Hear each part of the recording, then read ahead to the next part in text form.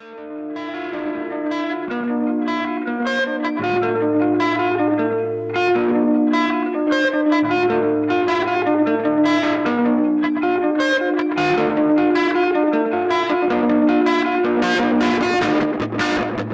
I don't like, for people asking questions, will we ever see this? When will we see this?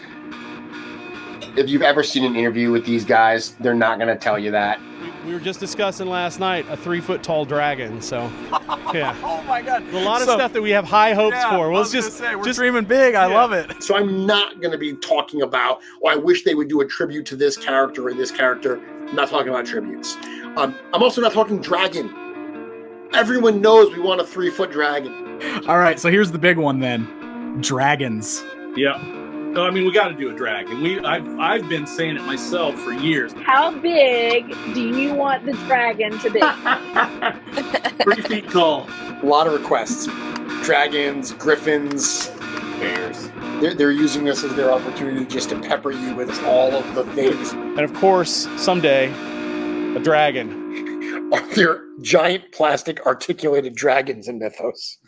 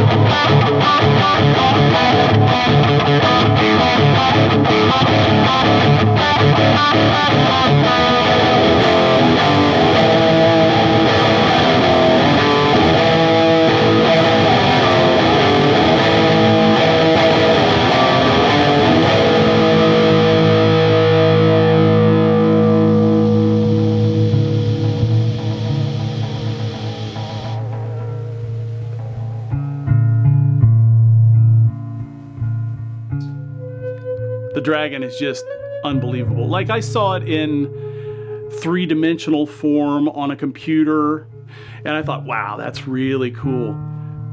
It was nothing compared to like even here at the studio, I saw pieces of it laying around, and I saw parts of it put together.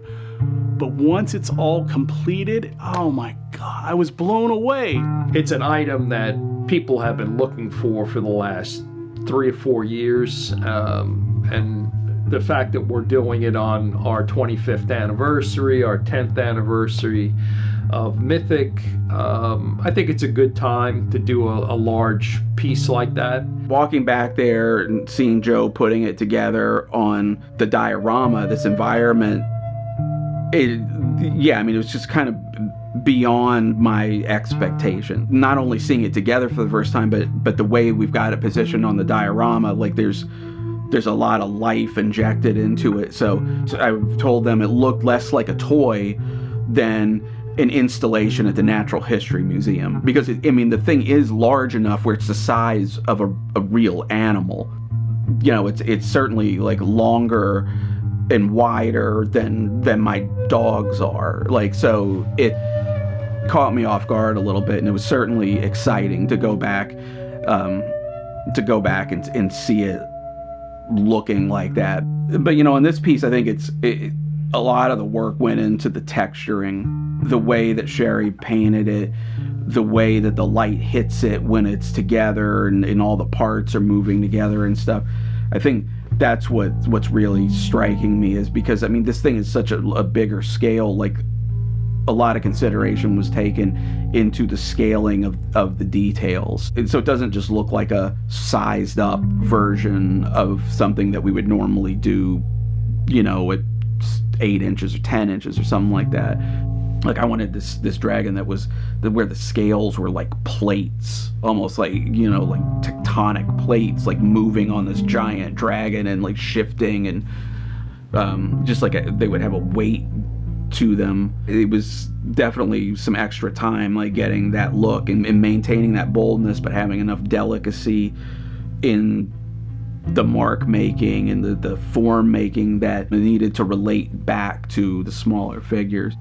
Those scales on that figure, every mark on those scales, every shape, everything was, that was all hand done. Like I wasn't using any texture stamp or anything like that. It was all, every little line in there was done, meticulously and, with thought behind it. I would say that it's the longest I've spent on detailing the surface of a figure.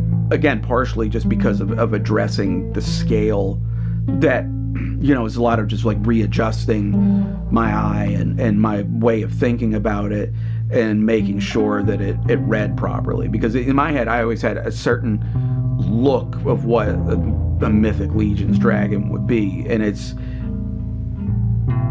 it's bold. Like, and that's always been a basic design philosophy for Mythic Legions. Any kid who's growing up and is into action figures and dinosaurs and fantasy, things like that, like a dragon is gonna be a part of that. Like it's just such an iconic creature and myth. For me, like I growing up in the 80s, in most of my toy collecting years, there was a fantasy heyday during that period.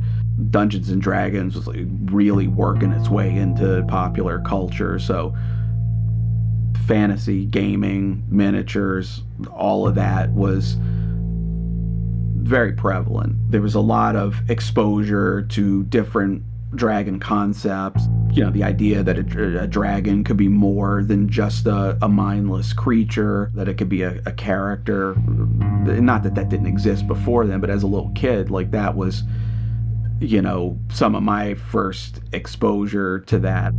But then as I started to get a little bit older, probably in high school, there was a point where we were in New Orleans at one of our uncle's houses, and he and his wife collected these little pewter dragons. Like they had like little crystals in them, and they gave me one, and because I was looking at their glass case with them, and all of a sudden, like I was hooked. Like I was into it, and that was like my thing. All of a sudden, like I was on the hunt for little pewter dragons. So for years, like I was getting these little dragons. Like the place that you would find them a lot of times was, I don't know if these stores are even around anymore, these like kind of like cigar shop things that you go in and they would have cigars and pipes and tobacco and knives and walking sticks with knives. But then they also started carrying these windstone dragons that were like these polystone dragons that were, I don't know, like in the 10, 12 inches long, I don't know, maybe a little over a foot tall, depending on the pose of it. So for Christmas one year, my wife Laura, who was my girlfriend at the time, she splurged and got me one of these windstone dragons for Christmas, which was huge at the time, because we were young, and these things were definitely on the pricier side. So it was a really cool gift to get. It was this kind of curled up like resting dragon, but aside from the fact that it was intricately sculpted and like just beautiful sculpting on it, it's still, all these years later, I look at it now and it's no less cool than it was then. But one of the things about it, aside from the sculpting, the paint on it, like, is gorgeous. It's just a smorgasbord of color. The one I got is I think the color scheme on it was called Peacock, and so it's like these iridescent, like metallic purples, and then it's got green in it, and then coppers, and it completely changed my kind of perception of what the coloring of a dragon could be.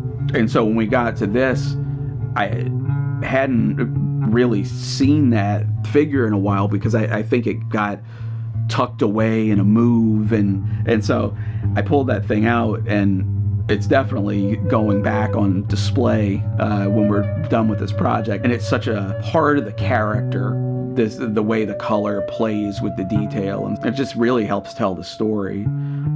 So I mean, it's cool that like that Christmas gift, God, like whatever, 30 years ago, or, you know, and even those pewter dragons, that was even longer ago. I mean, it was literally a kid at the time. Like all of those experiences and things like that just continue to live on like in these projects. With this, it's a completely different piece. You know, once you get bigger stuff, everything becomes amplified. This is a little bit different in that it's going to be a large item. And we've, you know, over the years anticipated, you know, doing something like this. So in preparation, we've brought stuff to the factories a lot sooner than we've ever been able to in the past. So we had to be ahead of the game. Like when we do an action figure, for the most part, everything is, you know, based on what we've done in the past. One of the advantages that we have here, it's just really a luxury, is that we have 3D printers on the premises.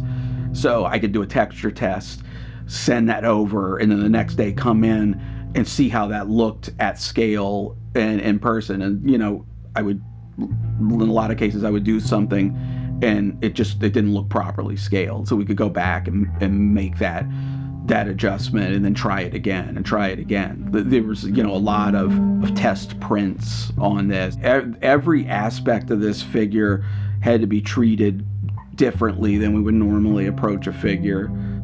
The sizing was a very big challenge, and just nailing that down. It's going to be a bigger item for people to display on the shelves. It's bigger for us to ship. It's bigger to print, bigger to paint. Like every part of it is at a different level, but it also was something that was considered in all of the structural aspects of the figure. The crazy part about it is, you know, it comes down to thousandths of an inch sometimes. You know, the difference between a tight joint that may break, if not handled properly, to a normal joint is a couple thousandths of an inch. Less than the thickness of a piece of paper. You know, we can anticipate where issues are with warping and wilting of plastics, and you know, that's always been a concern and always will be a concern when you do these things like that. It's hard to do, and the fact that like the wings are this big, they need to stay on the figure and the material can't droop, or the joints have to, you know, can't start like falling over time. The figure has to be able to hold all the weight. There's just so many little intricacies that went into the design of this that go just, you know, so far and beyond what we have to think about when we're doing a figure that you can hold in your hand versus, you know, this massive behemoth of a figure.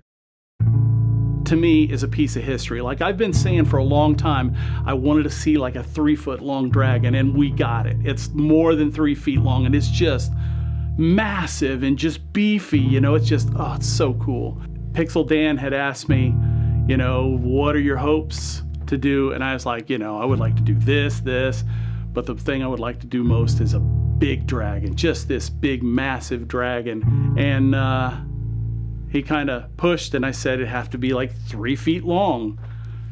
And that, at the time, like that seemed like a ridiculous concept, and it was almost kind of just like a joke. I would love to have seen it, but I had no real thoughts that, yeah, we will actually do a dragon. I had hopes, but not really. And man, to finally see it come to life, it's just stunning.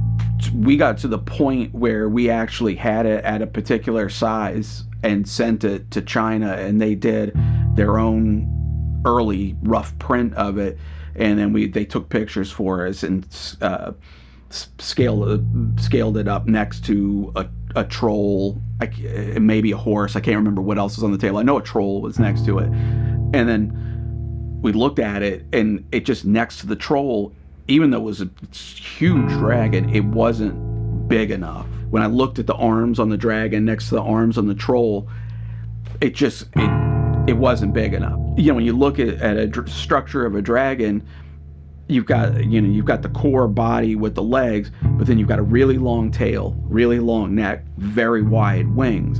And so if you're just looking at outer dimensions, you've got kind of a small core in the middle of it.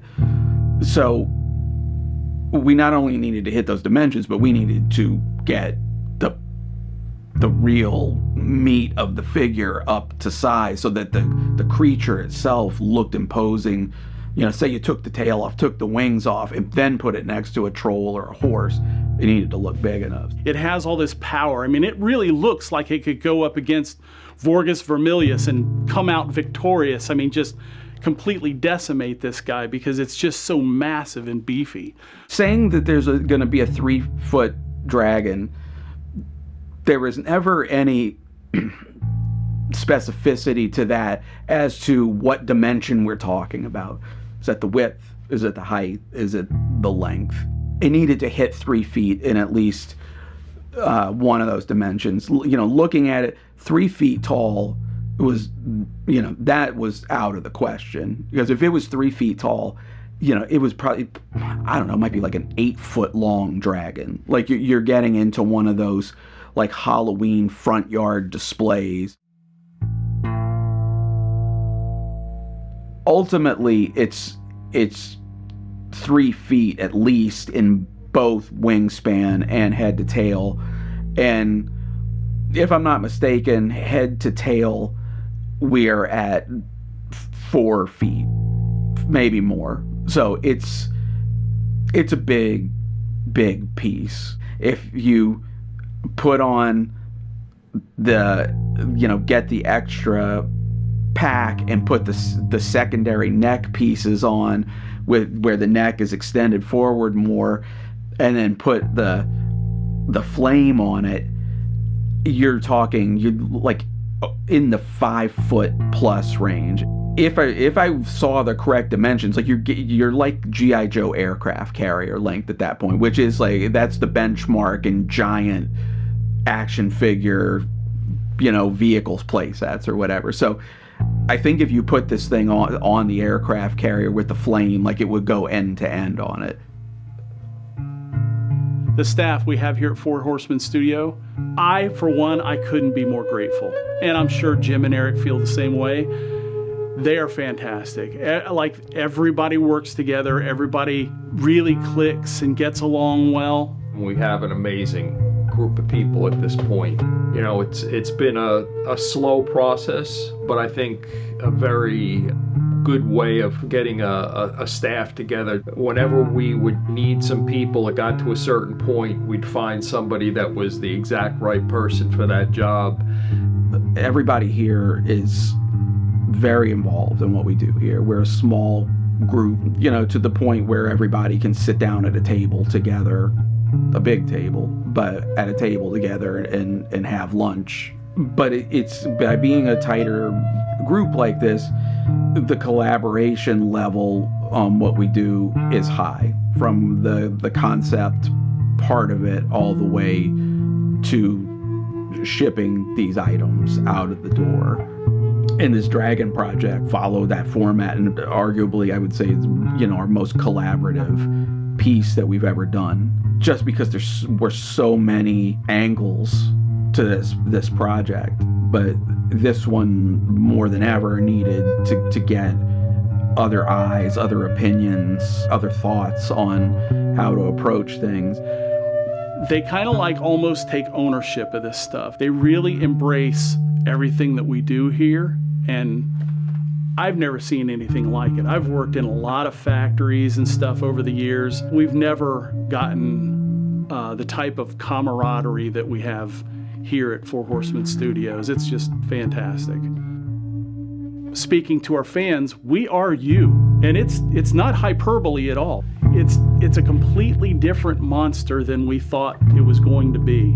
The fact that we've had the support that you've given us for 10 years now, that's the driving force behind this line. It goes beyond just a business customer relationship.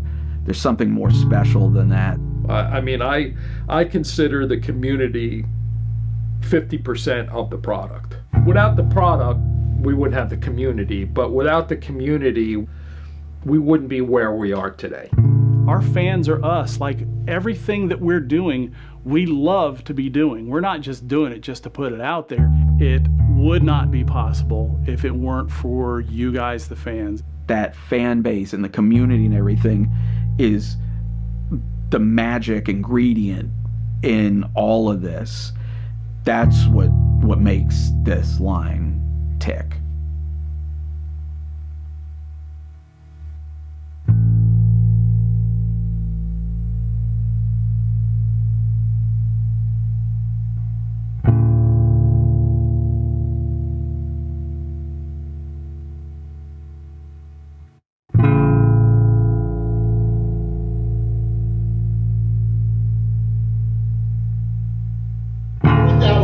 One more reveal. We're going to give you a little bit of a tease of something that's coming new in this new arc that we're talking about.